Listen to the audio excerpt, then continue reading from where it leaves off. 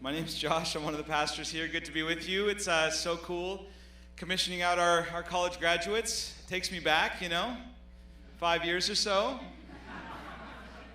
Something like that, give or take.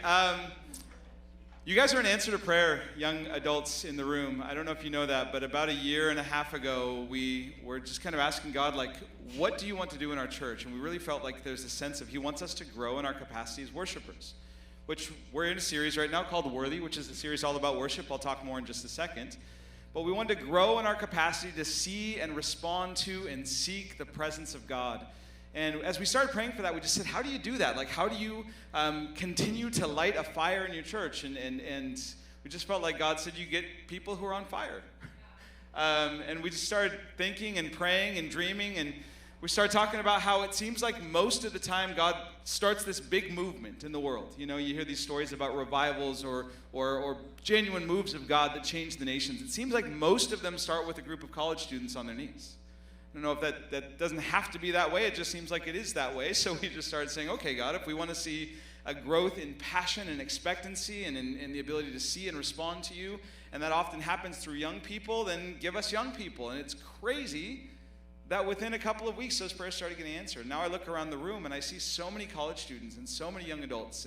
And I'm so grateful that you're here because you have fundamentally shaped this church. I want you to know that. And I want you to know that that is the invitation, not just to the young adults, but to all of us. We don't want to just be a young adults church. We want to be a diverse church that has people from all different walks of life, all different ages, all different socioeconomic groups, all different ethnic groups, coming together to form a fully, truly diverse body of Christ where we can learn from each other and grow and shape the community. And because we're highlighting our young adults today, I want to point out to you that you have shaped this community. And that's the invitation. Come in and shape the family, be a part of the body, and we're so grateful that you're here. Graduates, we're going to miss you. You're always welcome. Hopefully, I know some of you are sticking around and some of you are trying to figure it all out, but this is always your home. Those of you who are going away for the summer, we're going to miss you all. See you in the fall, all the things, but you're so grateful. With that, before we dive into the Worthy series, just a quick kind of... Well, we're a family. We want to be a family of Jesus followers learning to live free. And in family, there's sometimes needs that pop up, and I just want to make you aware of one.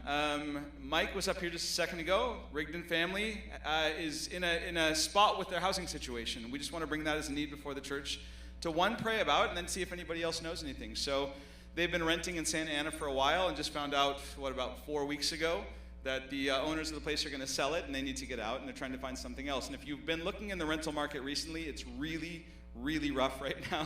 So they've been kind of scrambling to try to figure something out. And I just bring it to you to say, would you, one, pray for the Rigdon family? And two, if you have any leads, that's the guy you want to talk to right over there. So bring it to the church so we can be family together. Cool? All right. With that, we're going to dive into the second week of the Worthy series. So this is a series on worship. And I want to share, last week we had our friend, our founding lead pastor, Todd Proctor, come and lead worship. And afterwards, Todd had some really affirming words for the church. He'll probably share them in 3 or 4 weeks when he's here preaching himself. But he said, what's cool about this isn't aspirational for you guys as a church. That this series isn't one of these things where it's like you paint a picture and then try to reach that bar. He said, it seems like what you're doing is describing what's already happening in the church. And I love that because that's exactly what we were hoping would happen. We have, through the investment of so many different types of people, become a truly passionate and engaged worshiping community.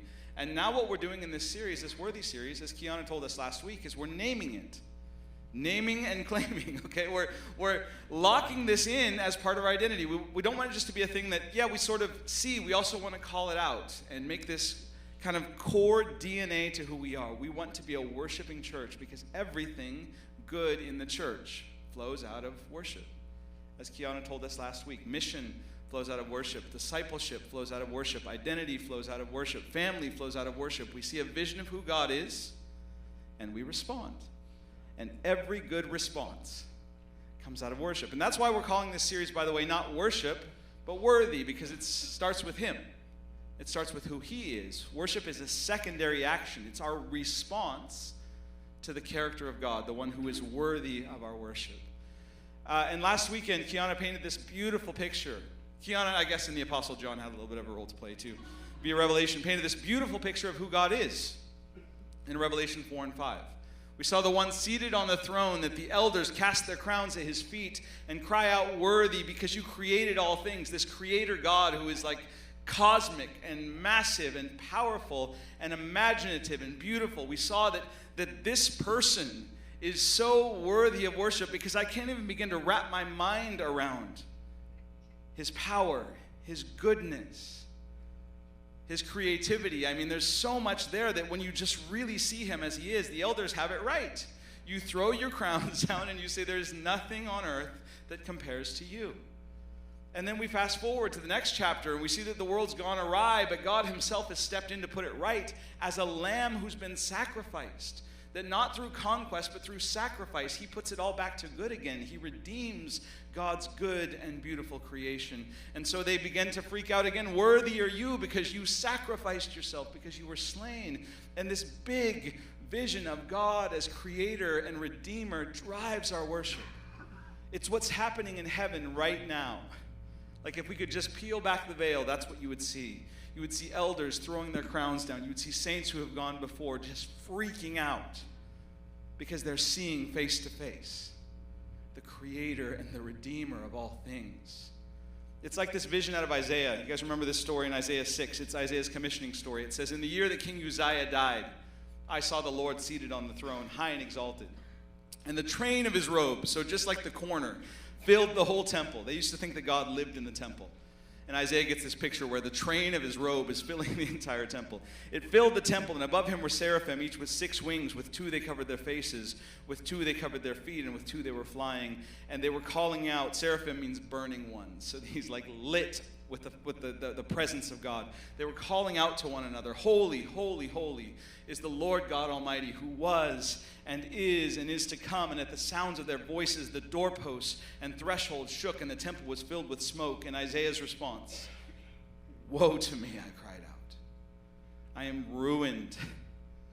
I'm a man of unclean lips. I live among a people of unclean lips, and my eyes have seen the King, the Lord Almighty." I read that gently, but it says, "Woe to me," I cried. Like he falls on his face. He's in this moment where he realizes, I am in over my head. Like this God is so much bigger and so much holier and so much better than I am. I mean, these angels, these burning figures are freaking out. What am I doing here? He falls on his face. He cries out, "Just don't kill me."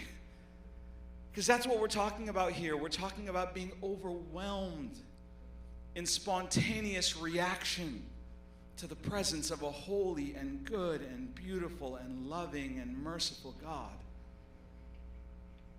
And you fall on your face because that's all that makes sense. You know, the word is awe. The word is awe. It's this sense of both, this is the most beautiful and most terrifying thing I've ever experienced. You know, I have a friend who compares it to like, not that I've ever done it or he's ever done it, but like have anybody seen the movie Free Solo? Yeah. The guy who free solos El Capitan, he climbs it without any ropes. It's that, you know? It's that, you guys remember that part? If you haven't seen it, it's on Netflix, I think. You have to go watch it. There's this part where he's like dangling over the edge of a cliff by his thumbs. You guys remember this? He's got his 2 thumbs like hooked on a rock, and he's like 1,000 feet in the air. And he looks back over his shoulder over the whole Yosemite Valley, and it's the most stunning picture you've ever seen. And only one person on the planet can get this, but you might die. It's that kind of a sense that in the presence of a holy and good God, you're just overwhelmed. You're just, the entire world, the universe is open in front of you, and you just stand slack-jawed, and you fall on your face. And what's appropriate about this whole picture is that the Hebrew word, the most common Hebrew word for worship in the Old Testament, the word is shachah, and it means to fall face down. To fall face down. It means I have seen the presence of God, and in response, the only thing that makes sense to who he is to fall face down. And so we encouraged us last week, Kiana encouraged us, walk out with this picture of God, this vision of God that inspires us to live our lives face down in awe of who he is. And let everything else flow out of that. The question we want to wrestle with today is, what do you do when you feel like you're not seeing that picture? when you just can't quite get to awe because there's something in the way. Like I said a second ago, that picture that we just heard out of Revelation 4 and 5 or out of Isaiah 6, that is current. That is reality right now. God is always that worthy. However, from our perspective sometimes, we have a hard time seeing that picture because there's stuff that gets in the way. All sorts of stuff, all sorts of emotional states that we come walking in with on a daily basis that obscure the vision of Revelation 4 and 5. There's all sorts of situations in our lives, stuff that's swirling around us that makes it very, very difficult to see this God who is holy and beautiful and creative and worthy. It's like we come in sometimes tuned to a different frequency, you know? There's this frequency of heaven, but we're just not vibing with it all the time. As a matter of fact, more often than not, we're not.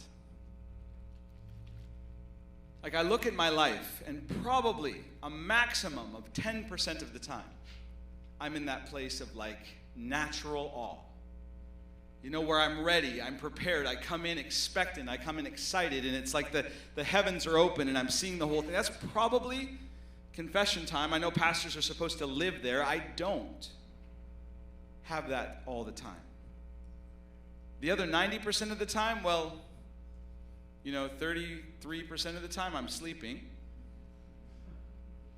The other whatever percentage is left, 60 give or take, I'm angry, I'm sad, I'm scared, I'm bored, I'm apathetic, I'm tired. And the question I want to consider is, does that change who God is? Does that make that picture any less real? Here's the thing too, is God doesn't seem to be terribly interested in constantly overwhelming us. You know? It would be nice if he was. It would be nice if every time I woke up in the morning, I mean, kind of nice and kind of terrifying, I saw the seraphim above my bed, you know, and the Holy of Holies, and the room was filled with smoke. Like we say we want that. I don't know if we actually do, but it would be kind of nice to be perpetually overwhelmed by the presence of God. But for whatever reason, that's not how he operates. You know, C.S. Lewis has this great line in one of his books. It's in Screwtape Letters. If you guys have ever read Screwtape Letters, it's a bit of a bizarre quote, so I have to explain the book. If you haven't read the book, it's basically like an uncle demon teaching his nephew demon how to tempt Christians, right? So it's kind of a weird thing, but it's basically a series of letters from this uncle to his nephew. And apparently, we don't have the nephew's part of the conversation, but the nephew demon sends off a letter to his uncle saying, "It's so cool, my Christian doesn't feel the presence of God anymore. Like it's working." And his uncle writes back to him and says, "Be careful. Be careful." Because he said, and he calls God the enemy, which is weird, but he says, "The enemy's strategy is never to overwhelm, as anything but the smallest drop of his presence would certainly do. He chooses not to overwhelm, but instead to woo or to invite." And he says, listen to this. This is so good. He says, our cause, he's talking about the devil's cause, our cause is never in so much danger as when the creature, the human being, looks around at a world from which every trace of God seems to have vanished and cries out, my God, why have you forsaken me?" and still obeys. Do you see? This is how life often is. Just because we don't see him doesn't mean he isn't who we saw him to be before. It doesn't mean he isn't who this vision that John or Isaiah has given us. It doesn't mean that anything has changed. It just means we have to work harder to be in alignment with that reality, to be in tune with that frequency. It means we need to explore the other side of worship. Because there is a second word in Hebrew for worship. The first one, shachah, the most common, fall on your face in response to the tangible, real, manifest presence of God. The second word, avodah, means work. It means work. An eved is a slave or a servant. And avodah, 100 times in the Old Testament, is used to describe worship primarily of the Levites and the priests. When the tabernacle has to move from place to place because the cloud has moved and God is off in the distance now, what do? You pack up the stuff, you roll up the tent, you grab the tables, you get everything together, you stick the Ark of the Covenant on your shoulders, and you walk, following this cloud that's now in the distance, that seems a long way off. And that's called avodah. It's called worship. When the priests offer a sacrifice to atone for sins, when things have gone off the rails and the community is broken and now blood is being shed, it's called avodah. It's called work. So there are two forms of worship that the Old Testament and the New Testament, by the way, the same thing in the New Testament, proskuneo and latruo, correspond to these words, mean the exact same things that the entire Bible gives us. Two ways, two sides of worship. One, awe. The other one, action. See God, and whether you see him or not, get to work.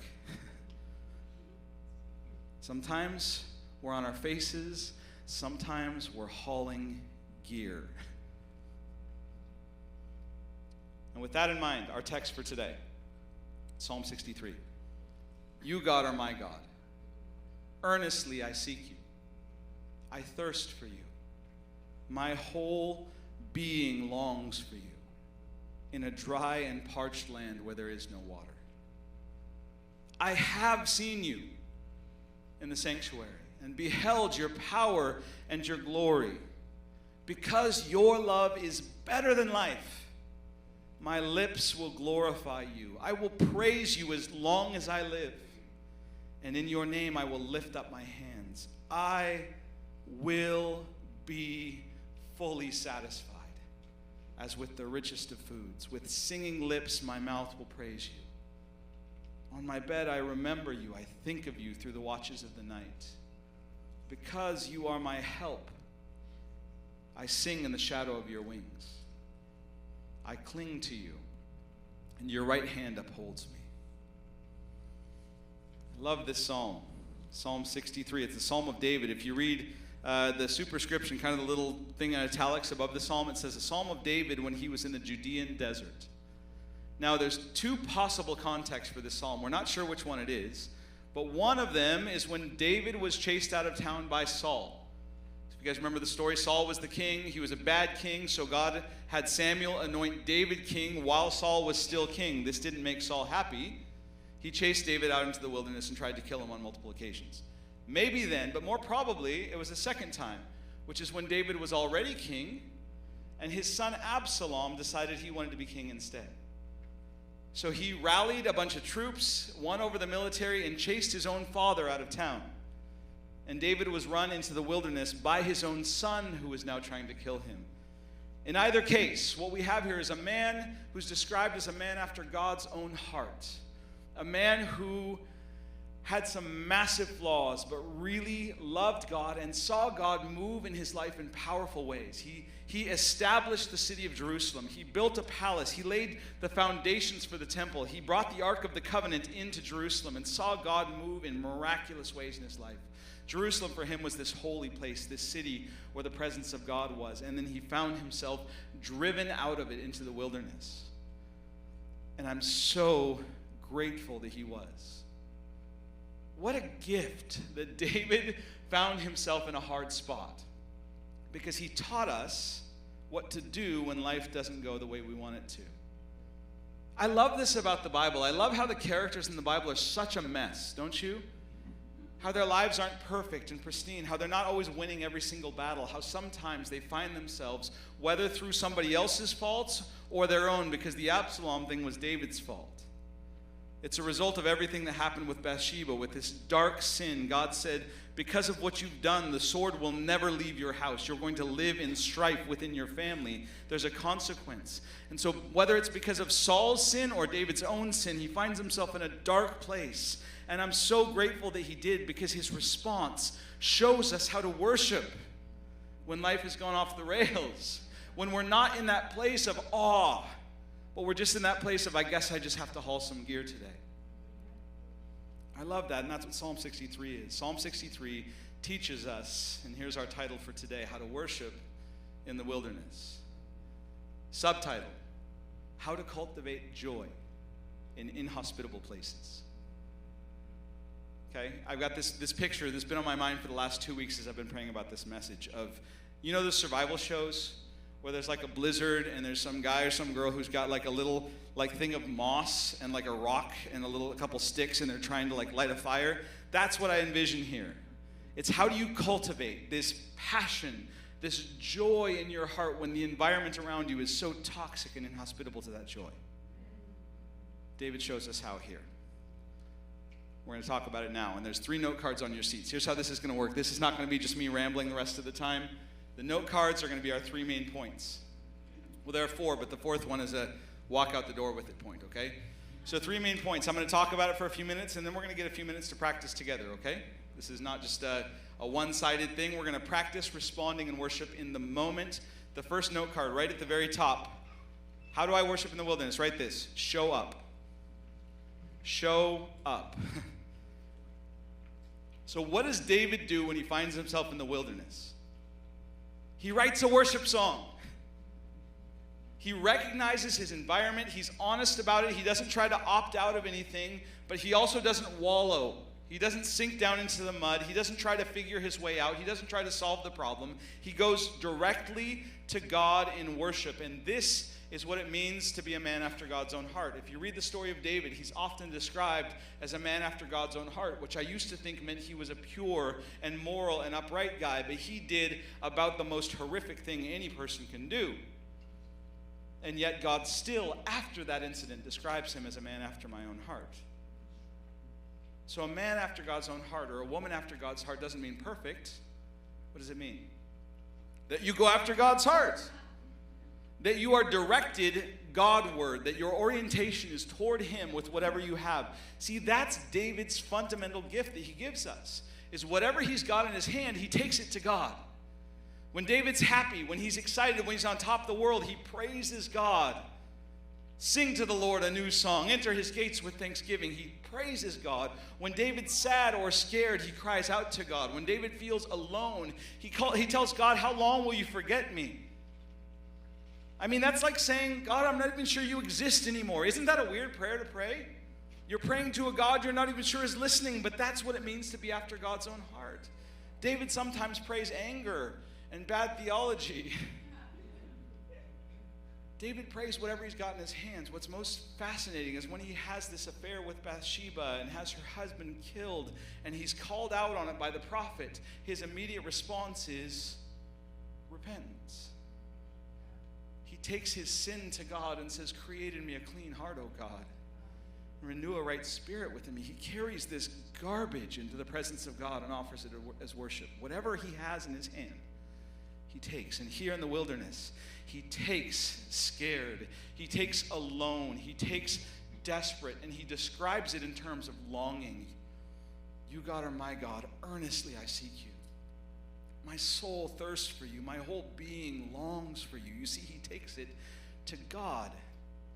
Whatever you've got in your hand, just show up. The worst thing you can do is opt out. The worst thing you can do is walk away. Even if you're angry, even if you're furious with God, pray your fury. Don't give him the silent treatment. Don't walk away. Lean in with whatever you have. And that's going to be worship enough. See, I think, like I said a second ago, I think we only think that we can worship when we're feeling it. Like when we're on top of the world and all is right, and I feel like singing songs, or I feel like going to church, or I feel like whatever else it is. But again, that would just limit God down to 10% of our lives. We call these the mountaintop moments, right? Those mountaintop moments, my friends, are few and far between. And not to be chased. I know that's a big statement in a Christian context that often chases emotional experiences. But we're not to be chasing mountaintops, because here's the thing.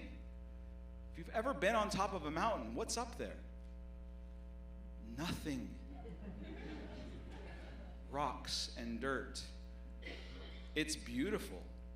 You can see for miles in every direction. The air is clear, it's inspiring and invigorating. Your endorphins are pumping. It is a beautiful place to be. But you cannot live there.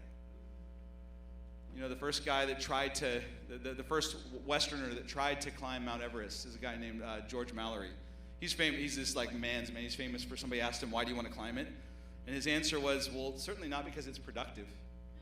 He said, there's not an inch of usable soil up there at all. You can't grow anything. There's nothing at all useful. And his answer was the one, why do you want to climb it? Of course, anybody know? Because it's there. You know, it's a man's man, right? Anyway, but his point was clear. Like, it's just not useful. It's not useful. Tenzing Norgay, one of the Sherpas, who was one of the first guys to climb it, says, I have climbed my mountain. I have climbed my mountain. Now I must live my life. And where is the life? In the valley. Because that's where the crops grow. You don't live on mountaintops, my friends. Nothing grows up there. If you want a productive, fruitful life in the kingdom of God, you had better get used to living a worshipful life in the valley when you don't feel like it, when you're tired or angry or scared or sad or bored or apathetic, cold, numb, whatever it is. That's the only way it works. The mountaintops are given to us for perspective, but we can't live there. Now, the wilderness shapes David's worship. He doesn't pretend like he's not in the wilderness. He doesn't try to be optimistic. He doesn't try to set up some mansion in the wilderness and just call it his new home. He's realistic. This is awful. I don't want to be here anymore. But he shows up daily in worship, shows up in the presence of God because he knows something really, really important. What is it? That the same God he experienced in the tabernacle in Jerusalem is also God in the desert of Judea. That vision has not changed, it's just the location that's changed. He's still worthy in this context as much as he was in the old. And so he shows up. He does the work. It makes me think of sports fans in the room today, baseball fans in the room today. Anybody know who Cal Ripken Jr. is? Legendary Hall of Fame baseball player for the Baltimore Orioles, most famous for his consecutive streak of games that he played in.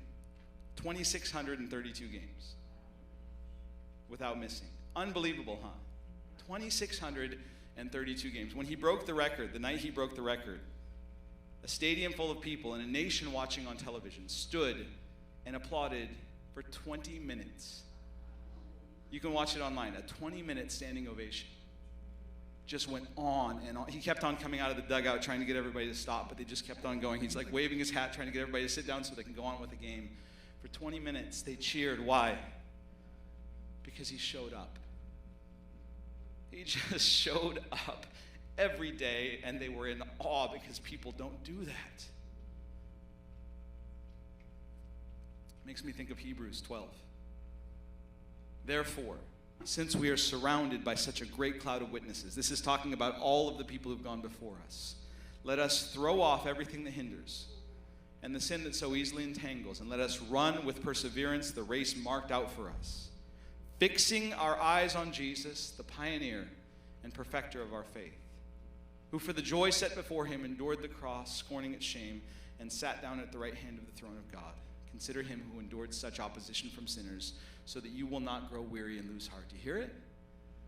The rationale here is this. There are all of these people who've gone before us, all these heroes of the faith who have gone before us, who have persevered through difficulty and through hardship and through weakness and through brokenness. David is one of them that have made it to the other side and have seen now face to face this vision of God. They know what you're running toward, and they're in this stadium just applauding you and saying, just show up. Just keep going. If you only knew. I know the desert seems endless, but just keep going. Don't walk away. Don't lose faith. Don't lose heart. Run. Run, for goodness sake. Finish the race. That's what they're saying. Just show up. So with that in mind, on your card that says show up, I want to take 3 minutes of just silence and write down, just name where you are right now. That's it. Emotionally, spiritually, physically even. Stuff with your job, stuff with your marriage, stuff with your housing situation, whatever you have, just name it on the card and offer it just in this moment to God as this is where I am. And I want to bring it into your presence. Make sense? I know it's a little weird to do in church, to sit silent and write on a card in the middle of the message, but we do this because we're practicing here in this place for tomorrow morning. You know? That's what Sundays are. Sundays are not the end-all and be-all. They're not to be the pinnacle of the week. They're to be the beginning of a week. This is the first day. We go from the first day into the rest of the days, and this day shapes the rest of the day. So how can we take this kind of an awareness of where we are into tomorrow? And maybe it's this. Maybe get yourself a stack of note cards and write show up. And every morning just, this is where I am today. One paragraph, one sentence. God, this is where I am. I'm going to bring this to you today. This is practice, I guess is what I'm trying to say. Second note card. You can keep writing on that one if you got a lot going on. That's great. But your second note card, right at the top, remember. How do I worship in the wilderness? Remember. Remember. David says, I have seen you in the sanctuary and beheld your power and your glory. So David is not talking about things that he doesn't know. He has experienced the goodness of God. And sometimes we have to worship on the basis of memory, because the environment around us doesn't inspire worship. It doesn't seem like God is at work. It seems like, as C.S. Lewis described in that book, all trace of him seems to have vanished. It seems like I am forsaken, or he's just gone. He's not talking to me at all. But I know he has. I remember the mountaintop. I remember when I could see for miles and the air was fresh and clear. I remember. And we live on the basis of that memory. We have seen, haven't we? We have seen the goodness of God in our lives. We have experienced his power, his provision, his blessing, his love. He has been kind to us. You see, David has inherited a long tradition of storytelling. If you go into the Old Testament, every time God did something great during the Exodus, he told his people to build a pile of rocks. And these rocks were given a name. It was Ebenezer. And that phrase means stone of help. So stone of help. And Ebenezer is a pile of rocks everywhere God did something significant. And if you were to take sort of a satellite view of the ancient Holy Land, what you would see is these piles of rocks dotting the landscape. And what's the purpose of that? That every time you walk past one with another person, with another generation, you say, at this place, God did something good. At this place, he rained down bread from the sky. At this place, he made water come out of a rock. At this place, he knocked down the walls of Jericho. At this place, he parted the Red Sea. At this place, he walked us into the promised land. At this place, he gave us the law. At this place, he showed us his face. Over and over and over again, they tell stories. And David is here in this place telling stories of God's faithfulness to himself. Because sometimes you have to. Sometimes that's what worship is. It's remembering when God has been kind, when he's been near. It's remembering the sanctuary when his presence was tangible and you knew it. See, here's the thing. Most of the Old Testament, which covers about 1,500 years, most of the Old Testament points back to a singular event, Mount Sinai.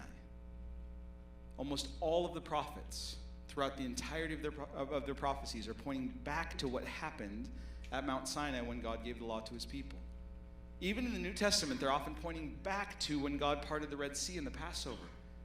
They're pointing back to these crucial moments when God showed up in the story. We too have something to point back to. We just did it a few weeks ago as we celebrated Holy Week. We celebrate this Lamb who was slain, who walked to the cross for us, who chose a cross as his throne, chose to conquer by dying and then to conquer death by rising. This is our story. And here's the thing, friends, you know it to be true. Most of you in this room have experienced by his Spirit the truth of that story in your life. It's been transformative. You have the life you have because that story is true. And now tomorrow, when you go into a dead-end job, or when you're dealing with a diagnosis, or when you're just walking through the mundane or ordinary of life, or you're living with disappointment and dreams that haven't been fulfilled, whatever it is, does that make that story any less true? Does that make his faithfulness to you any less real or tangible or transformative? No. So what do you do tomorrow morning? You remember, I have seen you. I have seen you in the sanctuary. Your power and your glory have overwhelmed me. Your love has changed my life. We remember. He's good. His love endures forever. So, remember, would you? Take a few minutes on your card. Write down whatever comes to mind as the last time, or as one of the most profound times you have seen God show up in your life. Can I get 3 people who, without expanding on what you wrote, for the sake of time, would be willing to share what you wrote on your card? Judy? Awesome. You're going to have to talk loud. You want me to come back here? I'll come back to you. Judy loves the microphone, guys. I don't like to speak in front of people, so you just all listen here. And I'm going to, my wonderful husband, who I've been married to for 55 years, he's been blessed with just about everything to go wrong with his body as possible. A stroke that took away his sight in one side, a heart attack that none of the doctors or the PT people had a clue was going on for hours. What else? I have a whole list. He's had cancer. He's had a huge chunk of his head taken out because there was cancer there. He lives a life of joy, and he gives me joy, and he gives everybody that. He's an amazing man, and I am so blessed to have known him and been with him and walked with him. So it's all good, you guys. Just hold on to God, because he is the one who walks with you through everything that is difficult, that is sad, that is lonely. He's with us. Come on. And we all agree. Anybody who knows Bob agrees 100%. Thank you. 2 other people. Tina. I just want to thank God for my affliction. I have a weird thing that is like a constant alarm clock that keeps me close to Christ. And for that, I'm able to stay in a very grateful place most of the time. So for that, I'm grateful for my affliction. 2 Corinthians. All right, yeah. Yeah.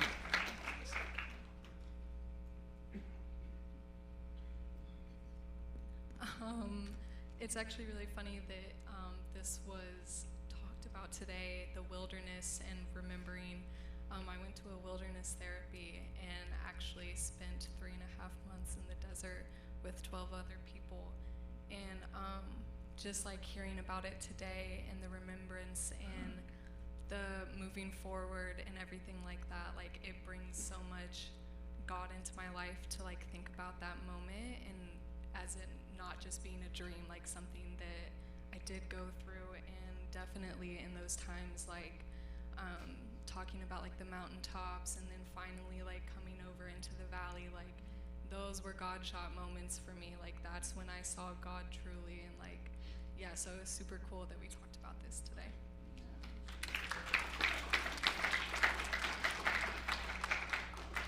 All right, remember, my friends, God has been faithful. Tell yourself stories. Be around other people who are telling stories. Man, Christians, we got to get together and talk about how God is working in our lives. This is why we get together in community. Finally, 3 right on top of your card. Don't settle. Don't settle. So David, he's in the wilderness. He shows up in the presence of God. He remembers the way that God has been faithful. And then he commits himself to being faithful as well. So he says all sorts of crazy things like, I will statements. He says, I will glorify you. I will praise you with my lips. In your name, I will lift up my hands. He's making these commitments. I will remember you on my bed. I think of you through the watches of the night.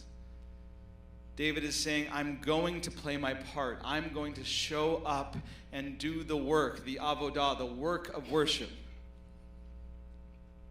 He says some crazy stuff here. He says, with singing lips, my mouth will praise you. And I think if you're in the desert, you're in the wilderness, you're in this desperate spot, there are other things that you could be doing with your lips. You could be looking for food, you could be consuming, you could be eating, you could be making that your way of surviving, finding sustenance. And he says, no, I'm going to use my lips, my mouth to praise. He says, in your name, I will lift up my hands. I think you could do other stuff useful with your hands in this moment. You could build yourself a shelter. You could, again, find food. You could find provision for yourself. But he says, what I'm going to do here in this space with my hands is I'm going to lift them. And these are disciplined postures. This is not what he feels like doing in the moment, my friends. You have to understand this. I think we get confused sometimes when we walk into a room and we see people responding with their bodies in worship. I think sometimes we think that those people are just like feeling it. I try not to talk about myself too often, but if you come in this room on a Sunday, often you'll find me kneeling at the front of the room, and you might be under the impression that I just like am feeling it in worship all the time. I need you to know that at least 75% of the time you see me on my knees, it's not because I'm overwhelmed by the felt presence of God. It's because I'm trying to convince myself. I know the words I'm singing are true because I've seen you before. And if they're true, if you are in fact the King who is worthy, and you are good, and you do love me, then I'd better get on my knees because that's the only thing that makes sense. And discipline my body in the hopes that my heart will follow. Does that make sense? That's what David's doing here. He's saying to himself, come on, come on. Lips, be useful. Hands, be useful. Guide me into something that's worthwhile. He says something fascinating here. He says, I cling to you. Your right hand upholds me. I love this. I cling to you. Your right hand upholds me. Do you hear that? God has got you. His right hand is upholding you. His hand of blessing. He's got you. He's solid. Now are you going to cling to him? He's doing his part.